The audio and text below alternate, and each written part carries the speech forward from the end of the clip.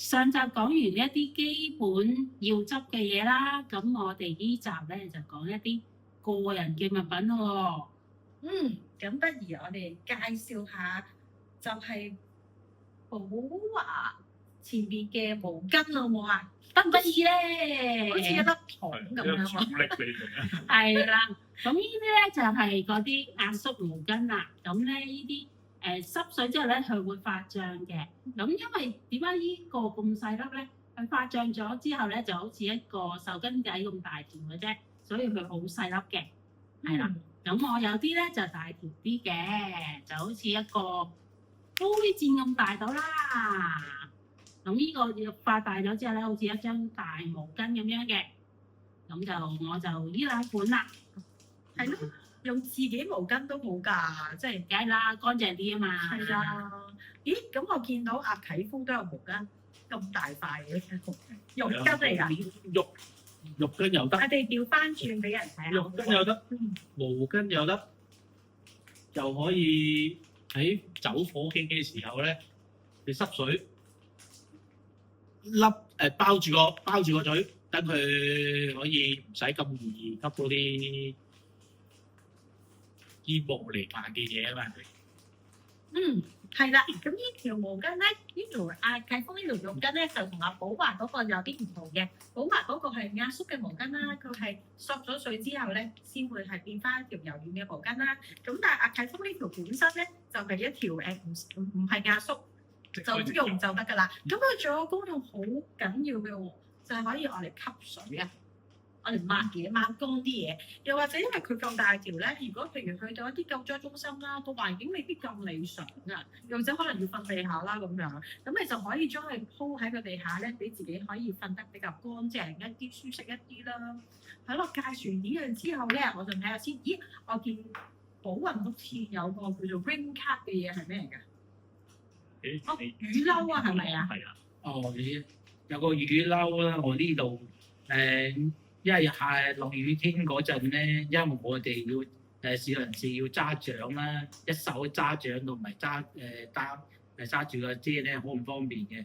孭喺身上邊咧可以擋雨啦，有個手可以封住封出嚟，可以抽袋啦，仲方便嘅。係啊，仲可以保護你個背囊添啊！係啊，係啦。咁之後再睇下先。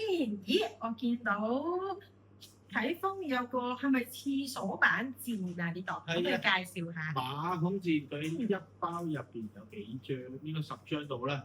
就如果你有時去一啲庇護中心啊嗰啲，你見到有馬桶，但係又驚污糟喎，你可以鋪起面，然後咁你就可以放心咁去廁所啦。去完廁所之後，你又可以沖走佢喎，所以非常之方便嘅。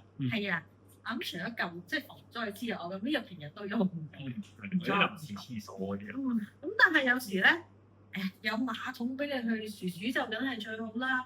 咁如果冇咁點算啊？有樣新嘢介紹俾大家，知唔知呢樣咩嚟嘅？可能都唔知係咩嚟遮㗎。套咁嘅物體。